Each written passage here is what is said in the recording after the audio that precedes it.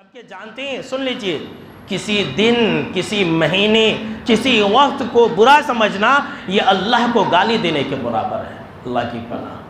جی ہاں مسلمانوں، سن لیجئے، آپ لوگوں کو بتلائیے، آج اکثریت جو مسلمانوں کی ہے وہ اللہ کو برا کہہ رہی ہے، یہ وارہ سمجھنے کی وجہ سے۔ ہر کوئی یہی بول رہا ہے کہ وارہ پڑھے، یہ وارہ کا مہینہ جانے دو تب دیکھیں گے۔ کوئی بھی کام کرنا ہے تو بول رہے ہیں کہ وارہ پڑھیں بعد میں دیکھیں گے۔ یہ لیجئے، ان دنوں کو، زمانے کو، وقت کو، مہینے کو منحوس سمجھنا، برا سمجھنا، یہ اللہ کو برا سمجھنا ہے۔ اللہ کی پناہ۔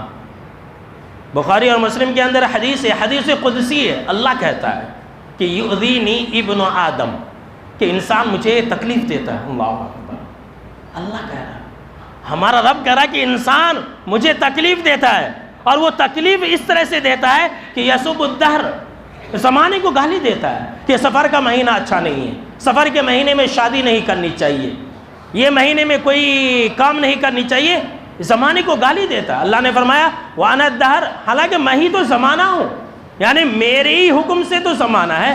یہ دن کس نے بنایا؟ یہ راتیں کس نے بنائی؟ یہ سال، یہ مہینے، یہ کس نے بنائے؟ اللہ ہی نے بنایا نا۔ تو اللہ نے کہا کہ میں نے زمانہ بنایا ہے، یہ سب کچھ میرے حکم سے ہے، اور لوگ مجھے گالی دیتے ہیں۔ اللہ نے فرمایا کہ بِيَدِ الْأَمْرِ، تمام معاملات میرے ہاتھ میں ہیں۔ اقلب اللیل والنہار، میں ہی تو رات اور دن کو لاتا ہوں، لے جاتا ہوں۔ رات جاتی ہے، دن آتا ہے، دن جاتا ہے، رات آتی ہے۔ یہ کرنے والا کون ہے؟ اللہ کہہ رہا کہ میں ہوں۔ اب اگر کوئی انسان زمانے کو گالی دے رہا ہے، اگر کوئی مسلمان یہ کہہ رہا ہے کہ سفر کا مہینہ اچھا نہیں ہے، تو وہ انسان اللہ کو گالی دے رہا ہے۔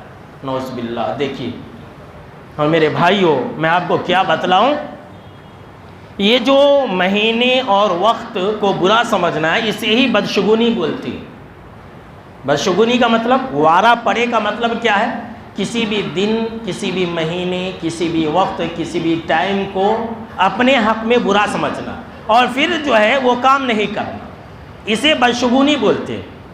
اور یہ جو طریقہ ہے، قرآن ہمیں یہ بتلا رہا ہے، قرآن ہمیں یہ پیغام دے رہا ہے کہ یہ مسلمانوں کا طریقہ نہیں ہے۔ جی ہاں، سن لیجیے، یہ مسلمانوں کا طریقہ نہیں ہے، لیکن آج مسلمانوں نے اس کو اپنا لیا ہے۔